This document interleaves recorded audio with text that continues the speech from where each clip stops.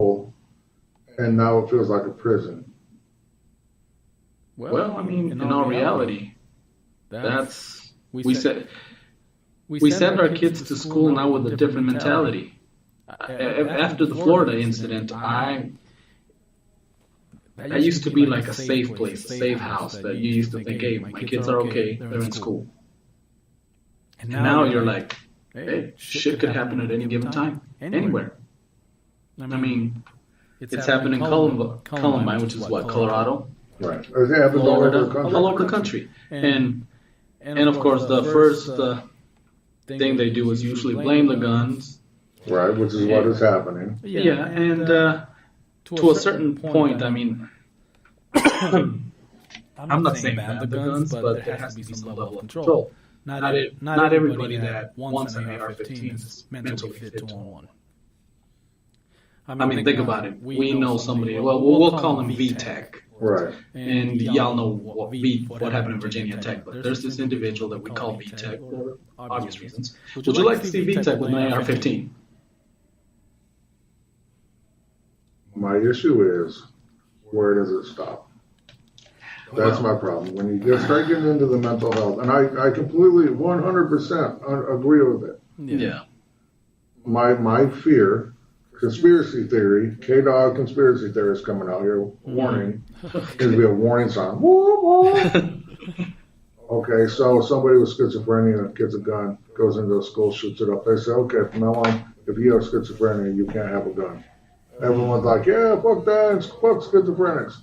Mm-hmm. Next time somebody gets pissed off, he goes in and shoots it up. This guy's bipolar. You know, now it's on the list, bipolar, you can't have a gun. Well, everybody, fuck bipolar. And then next time somebody goes in there, he's manic depressive. Fuck manic depressives. You know, they don't get a gun. Next time something happens, he's just depressed. Well, if you have depression, you can't own a gun. It's a very thin. It's very thin ice, or yeah, it's a rabbit hole, is what I'm worried about. And I'm not saying that's what's going to happen. Well, we all know that if the government wants to take us, I mean, they'll find a way. I'm just worried that rabbit hole.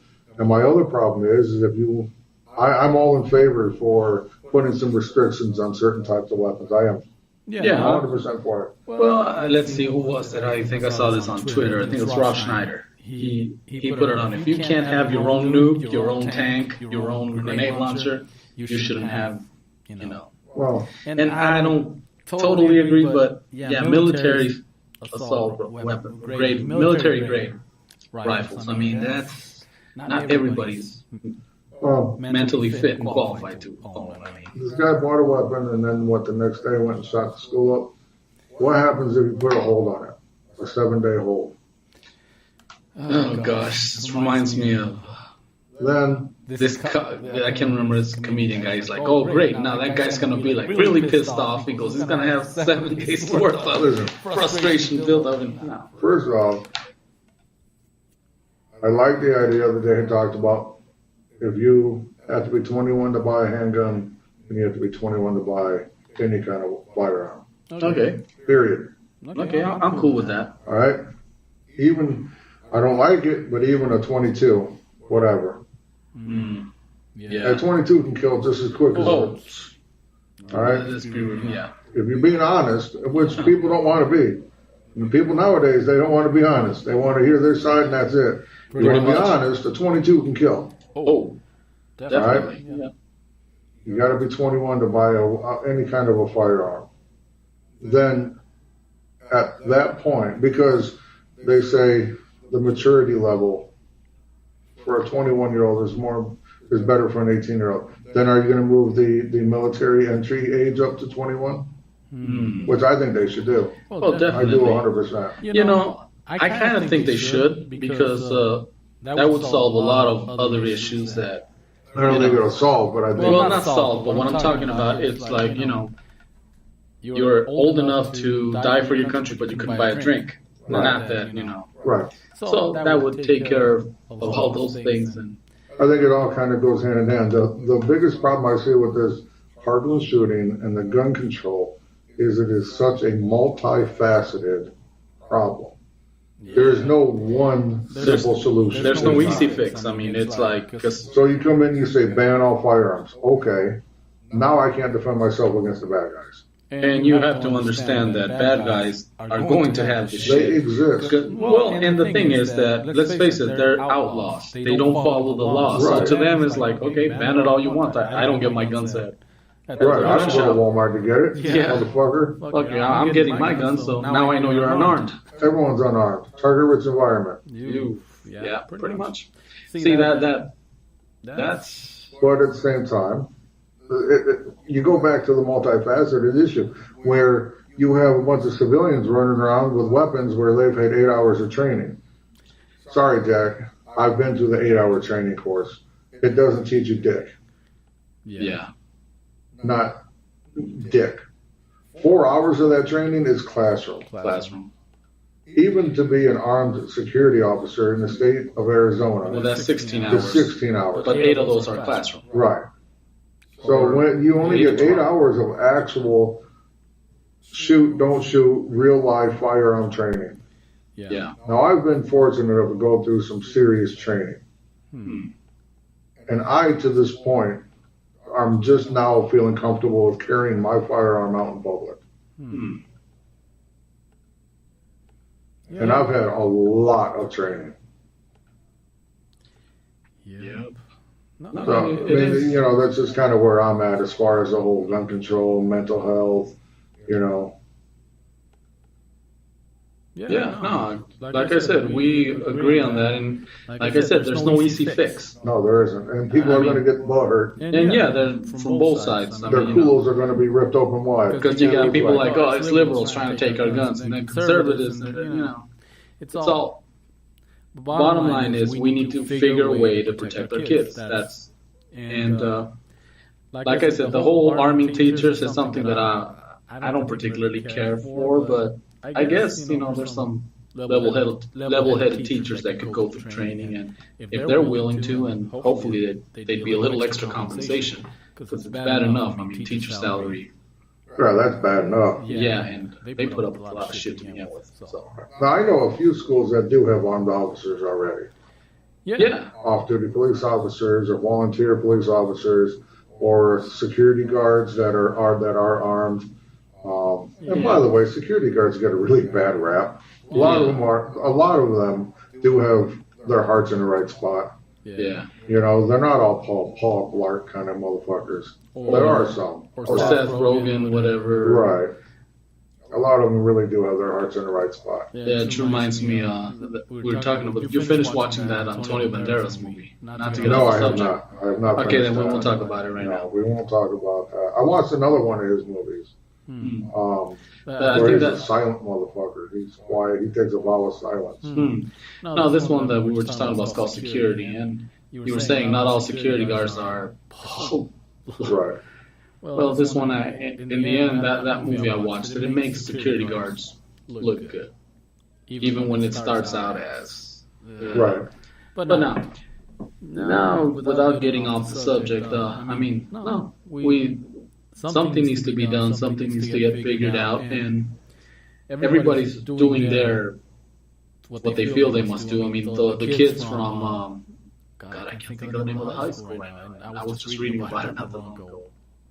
Well, where the incident happened. Oh, Parkland? Parkland. The Marjorie, whatever, high school? Yeah. I mean, a lot of those kids have pretty much become activists, you know. Right. And You know, one thing I will commend Trump on was after this happened, he had a big table, and he had people on both sides of the aisle. and what happened since? They're working on, I guess, the way it looked to me was that there's a bill being drawn up to push the age back to 21. They are talking about a minimum 3-day hold, or at least they're talking about it. Well, he had both people from both sides. Last and I he was heard, like, all right, senators from so and so, what would you think? And then they said it, and then he was like, yeah, I think that's a great idea. Put it in there. Yeah, And I'm not saying he's fucking. last I heard, it was a mere point that they had dropped the whole thing. No, as far as I know, they have not dropped it. Well, They're writing up the bill, and the bill. And that's another problem. We get so much information from so many sources and so many that some people say, oh, they already forgot about it, they dropped it, you know, they're back to the NRA is controlling everything. Right. And then you have this whole fake news thing, and well, yeah, I mean, anybody that contradicts what Pato says, obviously it's fake news. Right. Hey, I don't care. You can go fuck yourself. Pretty much, fuck You're yourself. not me. You're not me. Exactly. Well, I've been taking some after talking with you, because there's a lot of ideas that we have different thoughts on, philosophies. Mm-hmm. A lot of them we have the same. Yeah. I've been taking a real hard look at two of the major news broadcasters, CNN and Fox. Okay. And arguably on both sides, one is anti-Trump and one is pro-Trump. Yeah. And I've been trying to filter. I've been watching both of them, trying to filter out. All right, okay. Let's see what is really the fucking truth. And Jack Nicholson comes to mind. I just don't think any of it is. You can't handle the truth. I don't think any of it is really.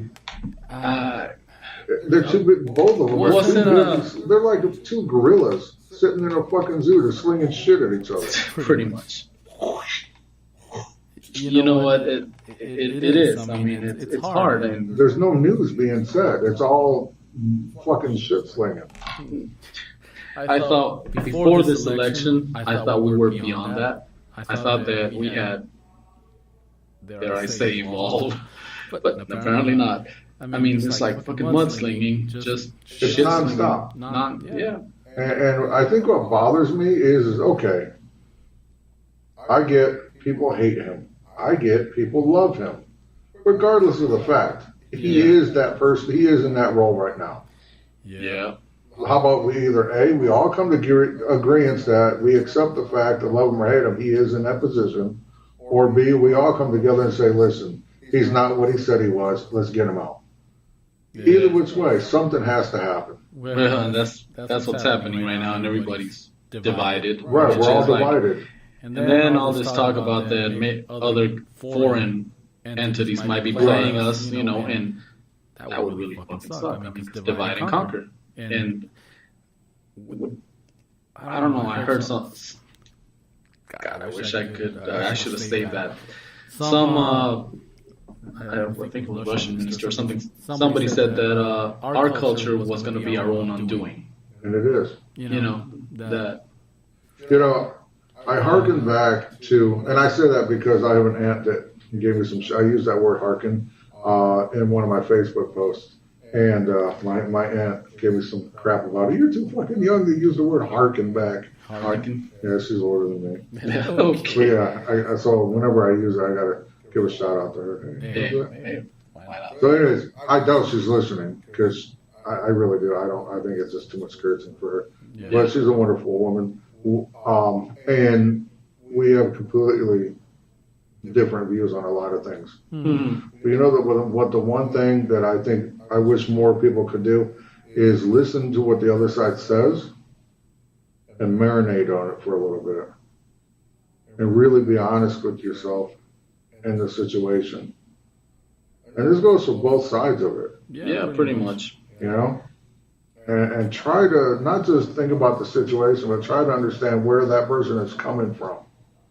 Because maybe if we thought a little bit more about where they're coming from in their mind, maybe we could figure out a solution that works for both parties. Yeah, I think. But I think we're all past that. Everybody just wants to fuck each other in the heads with a giant fucking. But and the whole two-party system, it's like okay, you got the right wing, you got the left wing, and like they all belong to the same group. But the longer we have a democracy, and since before us, the longest running democracy, I believe, was the Roman Empire. And I believe that was only 200 years. Well, the downfall of it was its own government. Its own government. And I'm hoping that I want to believe that there's still hope for America, that we can get past this bullshit. I think there's a lot of hope for America. America's still the greatest motherfucking country on the planet. Let's be real. I mean, we're technically, compared to other nations, we're teenagers. We're figuring out our fucking place in this world. Listen, I don't give a flying fuck America till the day I die. I love this fucking country. I have to say America. I'm sorry, sir. America. That's a problem. America scares me. I'm American. I'm American. America. Maybe that's the problem. Just figuring out that America's named after an Italian guy, a European Latino. Right. So now you have to say.